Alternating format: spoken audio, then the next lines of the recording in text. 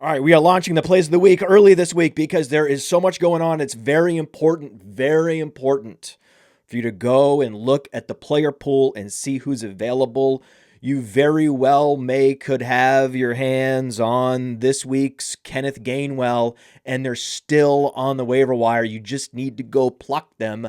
That's why it's essential. We talk about the plays of the week on Thursday, not Friday.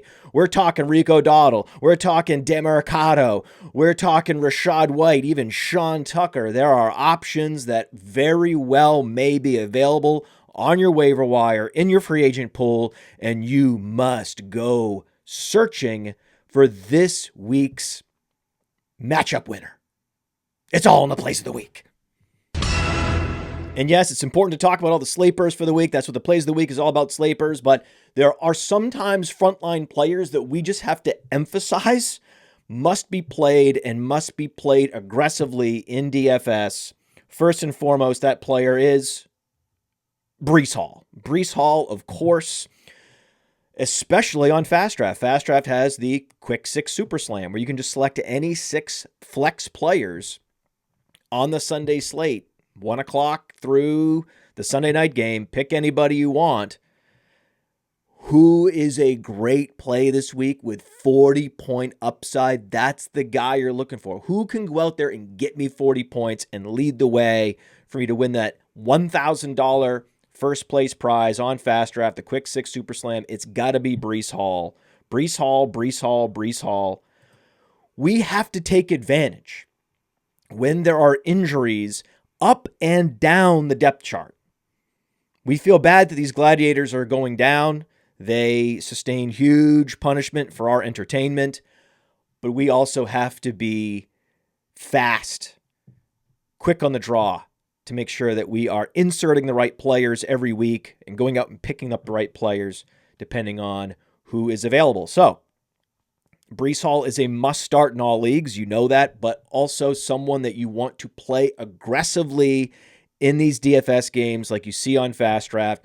You want high exposure to Breece Hall because they're going up against the Cowboys, and the Cowboys just give up a lot of points. And it's a very consolidated opportunity distribution there in New York where you have Hall and you have Wilson, and then that's about it. So you're playing Hall, you're playing Wilson, and you're playing them aggressively, especially in DFS. Now, there is a sleeper, and his name is Isaiah Davis. Isaiah Davis is now the Braylon Allen of the Jets. And so if you are in deep leagues or you just want to stash what could be a home run hitter in the event of an injury, that would be Isaiah Davis because he's 218 pounds. He's got adequate speed, burst, athleticism, and especially size to be the focal point of the offense should anything now befall Breece Hall. We do not want anything to happen to Breece Hall because Breece Hall offers more upside than Isaiah Davis ever could. Because Breece Hall is such a fantastic electric pass catcher, the upside is there in a way that it's not with Isaiah Davis. But typically, in managed leagues, the vast majority of the players on your bench are going to be running backs in waiting. And now Isaiah Davis qualifies as a guy that you can pick up for this week, but also consider playing in very deep leagues, thinking about the touchdowns that Braylon Allen had been scoring the last couple of years. Well, now those are in Isaiah Davis's range of outcomes. So there's a lot to work with here with this Dallas Jets game. We're going to come back to some more options in this game, but the first priority is to understand who is going to be playing and who's not going to be playing across the NFL. And sometimes these guys like Jaylen Warren, they come in with a Q tag. Next thing you know, they're inactive, and it's a mad rush to see who can get Gainwell. Well, you want to get out ahead of that. And how do you get out ahead of that?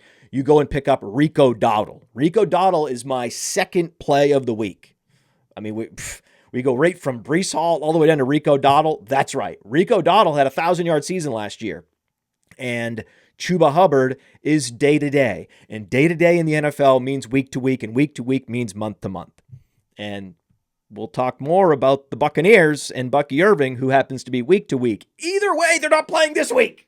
If you're day-to-day, you're week-to-week, you're not playing this week. I don't think that Chuba Hubbard's going to play. Regardless, we all need to be picking up Rico Dowdle. He's explosive. He is going to carry the full workload this is the game that you would want to target. If you have anyone on Carolina, this is one of those games where the Carolina Panthers could actually do something. It's Miami. I mean, it's a pick'em game. This is like the immovable object meets the irresistible force. Well, it's possible that for the first time, these offenses actually get going this week, and then it's Rico Dowdle. Unfortunately, for those of us that have Chuba Hubbard, not Chuba Hubbard, but there's not a big drop-off. Similar size, similar athleticism. The Rico Dowdle offers Chuba Hubbard. He's about a 95% talent profile player to Chuba Hubbard. So you got to get him now and play him with reckless abandon. The best part is there are these draft games, these draft DFS games like we have on Fast Draft, the Flex 6 Frenzy. Dowdle is available in the 6th round still. He's available in the 5th round for sure. And boy, if he is the starter, then you have huge leverage on the field in that particular case. So it's a good idea to go and sprinkle in some of these contingent upside options in the 5th and 6th round in the Flex 6 Frenzy. The promo code there is FAST for a $50 deposit match on Fast Draft. Check it out. It's the fastest, best, most fun, best ball and DFS app that has ever existed. And I say that with no bias whatsoever. Michael Carter is another one of these players. Michael Carter came out and said he's a starter. Demercado is a satellite back. He does not have starting bell cow back in his range of outcomes. Stranger things have happened than Michael Carter being the primary back in Arizona. And I think it's more likely. He has a history doing that. He's not the best athlete, but on Player Profiler, he's best comparable to Devontae Freeman. And Devontae Freeman wasn't this big explosive playmaker, but he was just reliable in all phases. That's what Michael Carter is. So my expectation is that Michael Carter will have more touches, but Demercado will likely get more valuable touches in the passing game. So I think both of them are these fringe flex options.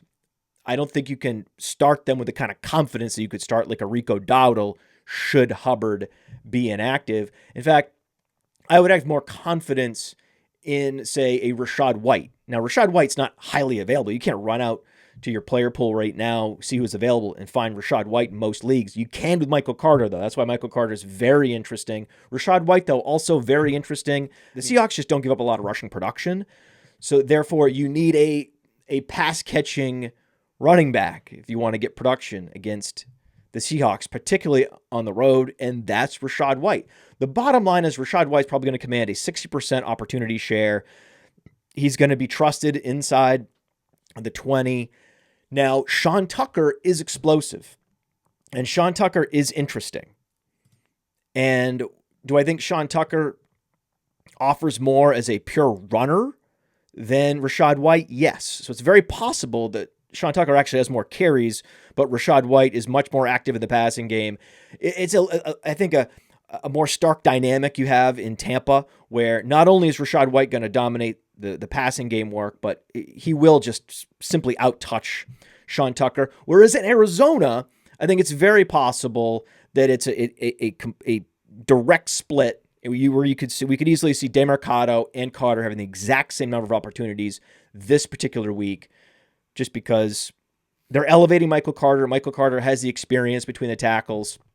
I don't think that the coaching staff wants to meddle too much with Demercado's role as a satellite back. This is all to say the best option, if you're just listing those four guys, like the new running backs that are getting opportunity because there's been injuries to James Conner, Trey Benson, Bucky Irving now likely to miss this week. I rank them as Rachaad White is the best option for DFS, and just if you're having to start between multiple options, then Michael Carter, then Demercado, then Sean Tucker. They all need to be rostered. They're all very interesting. Sean Tucker is actually, as you can see on the screen on Player Profiler, Sean Tucker is the most interesting of all these guys. He has he has explosiveness that Michael Carter doesn't. He has again, between the tackles ability that none of these running backs do. He's best comparable to Marlon Mack, and Marlon Mack had an interesting game in the NFL. He had an all-purpose skill set similar to Sean Tucker, And so that's Sean Tucker is a possible play of the week for the deepest of leagues, right? The deepest, fringiest of leagues. You may be considering a Sean Tucker, but generally speaking, the three players I've mentioned of the four that you're going to want to consider starting, Rachaad White, number one, then Michael Carter, then DeMarcado. Stash the hell out of Sean Tucker because this Bucky Irving injury, anytime it's a foot injury, it could be extended from days to weeks to months. We don't know. So you just have to roster Sean Tucker.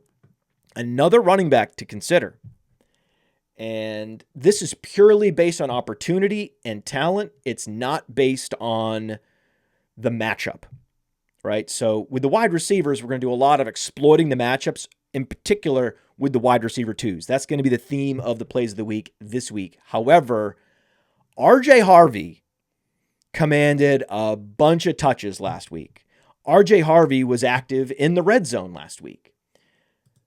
So RJ Harvey is an interesting play. He's a guy that I would actually start if you're considering benching RJ Harvey because of Philadelphia. Philadelphia, they've got, a great front seven, but they actually give up top 10 fantasy points against per game to running backs in the passing game. And week after week, RJ Harvey, because he was a rookie and he is developing in particular trust with the coaching staff and his teammates, the targets have gone from 1 to 2 to 3 to 5. The routes have gone up from 8 to 9 to 11. The carries have gone up from 5 to 6 to 14, including, again, 3 red zone carries last week. So again, I know that Philadelphia is a difficult front seven to face, but RJ Harvey is particularly well equipped to score fantasy points in that game environment, particularly if it goes into comeback mode and they're down 10 plus points. That's going to script J.K. Dobbins off the field. J.K. Dobbins is a major fade this week because it's a bad matchup for a between the tackles runner, and then the game script could get away from Denver. And then again, that's all more indicators of, this is an RJ Harvey week. And don't forget about Woody Marks. This is also a Woody Marks week because they're facing the Ravens. This is going to be a shootout. The Ravens have enough weaponry in addition to Lamar, and we're going to get into it when we talk about receivers. Cooper Rush comes in. Cooper Rush, one of the most underrated backup quarterbacks in the league. He has some subtle mobility, like he can get around in the pocket. He's been there before. He put up almost 2,000 yards a couple of years ago as a passer, which is impressive. Like he is a well above average backup quarterback, and he has great weapons. And for that reason, they're going to be moving the ball up and down the field, and Houston could be down. They could be down again, double digits. What does that mean? This is a Woody Marks game, just like it's an RJ Harvey game. It's also a Woody Marks game, and Woody Marks, even in a game they didn't need him last week, against the Titans, because he's a satellite back, his snap share was still over 50%. Now imagine a game in which the Texans are losing.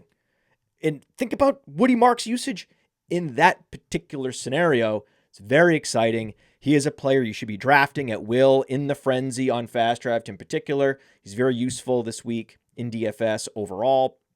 In that same game, Justice Hill is an option. I think Justice Hill is the negative game script specialist in Baltimore, and it's very possible also that Houston does get a lead because there's no Lamar. This is very much an up-in-the-air situation. So when it's up in the air and things could break your way, if you're Woody Marks, they could also break Justice Hill's way. And then in a negative game script environment where you see a quarterback with a 6.0 yards per attempt like Cooper Rush, he's going to use his satellite back as a crutch, especially in the hurry-up offense, and that's going to be Justice Hill. Is he going to put up the points he did last week? No. But is it point chasing to play him this week? No, because the situation actually dictates we got to play Justice Hill. Kansas City has said they want to get Brashard Smith more involved. I want to see it before I believe it. There's been no injuries on this depth chart. There's just signals.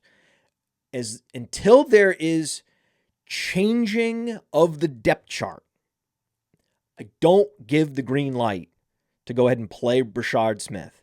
don't give the green light to play Jaden Blue. We need to see whether or not Miles Sanders is hurt. And then, even if he's healthy, does the team finally just say, we have to turn the RB2 duties over to Jaden Blue? That is going to happen sooner rather than later. I just don't know if it's going to be this week. But Brashard Smith and Jaden Blue absolutely need to be stashed if you know what you're doing. And now you do know what you're doing. At wide receiver, I alluded to it already. The number one play is Zay Flowers. He's essentially the Breece Hall of this week, where he's incredibly talented, very young, electric playmaker, but now is in a situation where there's going to be more pass attempts injected into this offense. He's the clear number one and a total smash. You draft him aggressively in the frenzy on Fast Draft. You could even consider putting Zay Flowers in your quick six super slam lineups. That's pretty aggressive, but also very feasible. You could look up and be like, yeah, Zay Flowers was the number one wide receiver this week. Of course he was, because they have a pocket passer with a little mobility, but he's mostly a pocket passer. And that's what they're going to have to do to beat the Texans. Throw the football to Zay Flowers, but also if you need a fringe option, this is not my number one or number two or number three play of the week, but it's all related. Rashad Bateman.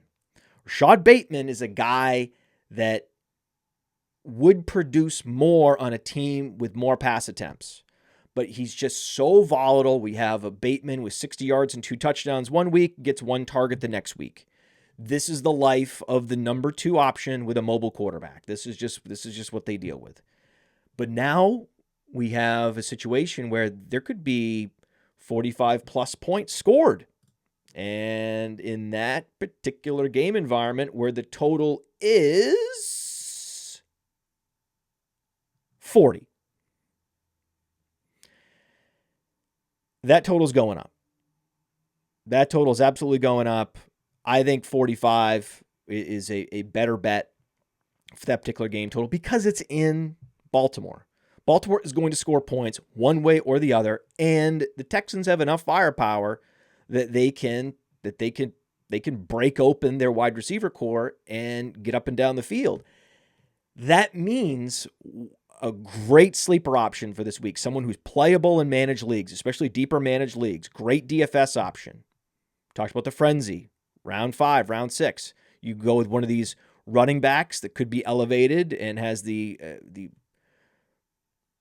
skyrocketing contingent upside, or you can go with a sleeper wide receiver that's going to find himself in the ideal game environment, and that's Christian Kirk. So it's basically Christian Kirk and Rashad Bateman, because this game could absolutely hit the over very easily. It's partly due to just Cooper Rush is viewed as just a placeholder, standard issue backup quarterback, but I think he's better than that. He's underrated, and just that alone is going to fuel more scoring in this particular game environment. So because I believe Cooper Rush is underrated, you got to love Bateman and you got to love Christian Kirk. But if I had to pick my number 2 just player I would play at any ADP this week who is undervalued, it has to be Stephon Diggs. Stephon Diggs had, what was his target share? He had like 7 of the 17 targets. What is that? What is 7 divided by 17? Anyone know? Anyone know out there? 7 divided by 17? His target share last week, Stephon Diggs, 41.8%. 41.8% target share, and he put up over 100 yards, and they didn't need him. They didn't even need him. So I liked Woody Marks. His week 4 was so impressive because he put up those numbers in a game script where the team didn't need him. Diggs did the same thing. He has established himself as a downfield weapon and the true number 1 in what is shaping up to be an offensive aggression game environment. Think about it. Patriots and Bills. They're going to have to lead with offensive aggression in New England. That might also mean breaking out TreVeyon Henderson. TreVeyon Henderson is a player you have to dabble on in DFS because there is going to be a game where they break open glass in New England, and playing the Bills at the Bills seems like the best possible scenario, the smartest scenario where you might break open a Henderson. But the key play, the guy that we know is going to get a lot of targets because the target share is high, and we know that Drake May is going to have to throw to be competitive.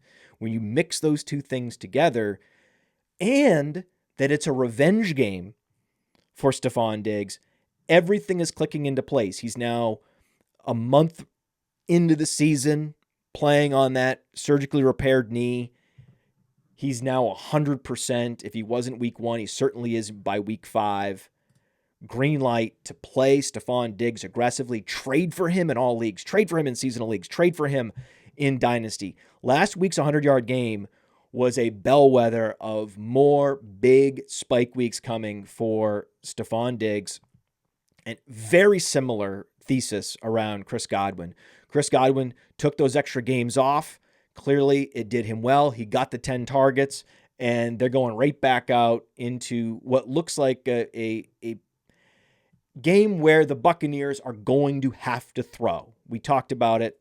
The Seattle Seahawks are a pass funnel defense. They wall off the run. They force you to throw to beat them, and that's going to be Chris Godwin, Chris Godwin, Chris Godwin, Chris Godwin. He and Igbuka both had 10 targets. Their weekly ADPs should be closer, but they're not. And so Godwin is the exploitable option this week. Also, Malik Washington. There's a real lack of appreciation of Malik Washington. Look at Malik Washington's explosiveness. 135.3 burst score, 97th percentile. He's a compact, fast, quality route runner, a guy that the Dolphins trust. And he's going to be running those Tyreek Hill routes. I know that Waddle's certainly going to mix in and run some of those routes as well, but Malik Washington has the downfield explosiveness to also contribute to that Tyreek Hill route tree. And in this particular game environment, this toss-up game that Miami is looking at this week, I say someone's going to exploit the Panthers secondary on Miami. It may not be Waddle. Waddle's a great play. Waddle's the obvious play. The more under the radar and yet potentially more sophisticated play because he's just much cheaper is Malik Washington this week. So I love Malik Washington. That's one of those things you don't overthink it. There's a lot of scenarios this week where there are missing options in the passing game, and next man up is going to be undervalued and a great source of cheap fantasy points in week 5. That's also Jalen Tolbert. He was that last week, right? He put up the 10 points, but that's what he does. That's what Jalen Tolbert does. He ran 34 routes last week at an 82.9% route participation rate. That was actually down from the previous week, but still 6 targets. That's what he does. 6 targets, except last week he went over 100 air yards. And again, in this game environment where Dallas they're going to give up a lot of points and they're going to have to score a lot of points. Doesn't matter who it is. This week it's the Jets. It's going to be shootout-ish, right? Look at the game total. 47.5 points. Shootout-ish, right? But Sauce Gardner, who is he going to match up with? George Pickens. Now, with a lot of other players, they move around the formation, and it's much more difficult to shadow them. George Pickens, you know where he is. He posts up. He is a true X receiver, and Sauce Gardner is a true alpha corner. In this particular scenario, given where George Pickens plays and how he plays, it's going to be easier for Sauce Gardner to find him on any given play, and therefore I think that the shadow rate for Gardner will be high this week on Pickens, and that opens up more targets, shifts the targets, the target displacement over to Jalen Tolbert. Jalen Tolbert is a great play this week. So is Trey Tucker. Not last week, right? People were point chasing last week, but now this is the week. They play Indianapolis. Indianapolis gets shredded week in, week out by auxiliary receivers. And that's Trey Tucker, runs the 4.4 40. We have long touchdown in the making here with Trey Tucker against Indianapolis. Still, because it's a road game, Raiders are close to a touchdown underdog, and that just means they're going to be airing it out. Hopefully we get some good Geno Smith this week, airing it out to Trey Tucker. And the best part is you could pick him up off the waiver wire from someone who overspent the previous week. That's when it's really sweet. That's when it's like fantasy's too good when that happens, right? It feels too good. Now, in San Francisco, we have the law of the conservation of targets. This is, again, we're using the depth chart to our advantage. Kendrick Bourne is the next man up. He's not that good, but he's what they have. And if it comes down to everyone is injured, every starter is out in San Francisco, every single one, and it's Mac Jones to Kendrick Bourne, you're playing Kendrick Bourne. If you have deep league settings and you have multiple flex options, 3 receivers, there's a lot of scenarios where playing Kendrick Bourne makes a lot of sense. I would rather play Christian Kirk. I would rather play Tolbert. I would rather play Tucker. But after they are no longer options, as you get deeper and those players are unavailable, Bourne will be available in these leagues. I like Bourne this week. I also like Keon Coleman. Keon Coleman is going to get warmed up. This is a softer matchup for him. This is where he thrives. It's very possible that New England pushes Buffalo into a shootout game environment, and that's even better for Keon Coleman. He was super featured throughout preseason and in training camp, and he's just been oscillating, mostly down weeks so far this season. But again, receivers like him are very volatile, and this feels like, this is just a feeling, this feels like spike week territory that and everyone's like, oh, I should have saw it coming. Oh, you could see it, right? You could absolutely see the hindsight bias next week looking back. Oh, they were playing the Patriots. Oh, we should have saw Keon Coleman. I'm telling you now. He is a big-time playmaker on the outside. He's like a lesser George Pickens, and this is the game where you'd want to play him. I also like Troy Franklin this week. Troy Franklin is interesting. He is the starter. It's not Marvin Mims. It's Sutton, and it's Troy Franklin. And Troy Franklin has great athleticism across the board, and they are going to have to throw against the Eagles. They're going to be down, and they're going to be throwing. And I know the Eagles are going to skew coverage to Cortland Sutton, and it could open up big plays for Troy Franklin. I like Troy Franklin a lot. I mean, I'm a sucker for athleticism and college dominance, and then you climb the depth chart and make a starting role your own on merit, and that's what Troy Franklin has done. I think he's a better version of Jameson Williams. That's like 10 receivers. I can't believe 10 receivers. This is by far and away the most comprehensive plays of the week we're ever going to do. It's never going to be like this. It's never going to be like this again. And quickly, we'll talk about some tight ends. We'll talk about some quarterbacks. Love Darren Waller this week. Law of the conservation of targets. For all the reasons I like Malik Washington, Darren Waller could easily be the number 1 receiver there in Miami. And it's just all kinds of opportunity in DFS and in seasonal leagues, managed leagues, to inject some of these Dolphins that are going to be enjoying a newfound opportunity without Tyreek Hill on the field. Same thing is true with Harold Fannin. David Njoku's not 100%. David Njoku needs to take a game off. It may be this week because he is very banged up. Multiple injuries to David Njoku. Harold Fannin's been out snapping him, running more routes, just getting more opportunities. I think because there's that lingering injury to Njoku, but that means Fannin is a rare talent. Just it's rarefied air. And the Vikings at home, you could see it. We've seen the targets and the opportunities and the route participation, especially for Fannin on the Browns, where it doesn't matter. Joe Flacco was not good enough. He was dust. And this idea that it's a downgrade to Dylan Gabriel, I don't think that's true. It can't get worse than what we saw with Joe Flacco last week. So Dylan Gabriel has to be an upgrade. It can't get worse. So I like Fannin regardless. This is a low game total. This is a 36-point game total. This is a pukey game. But in pukey game environments, you're not out there trying to aggressively play receivers and running backs. But tight ends, if you think that a tight end is going to command a higher percentage of the targets, especially if his counterpart at the position is going to be out this week or potentially out or at least limited this week, then there's a real case to be made that regardless of the game total, you want to play a tight end that's walking into newfound opportunity. And with tight ends, they score a touchdown, you're happy. So it's a lower bar also for tight ends to get there, right? So I like Fannin a lot this week. Also, Theo Johnson. We can't forget about Theo Johnson. He is next man up in New York without Neighbors, and he has been stepping up. I love athletic tight ends, and the athleticism is extraordinary for Theo Johnson. It's very possible that he takes this role in New York and runs with it and commands a bunch of targets, because we don't know. It's all very much up in the air. Who is going to earn the targets this week with no Neighbors?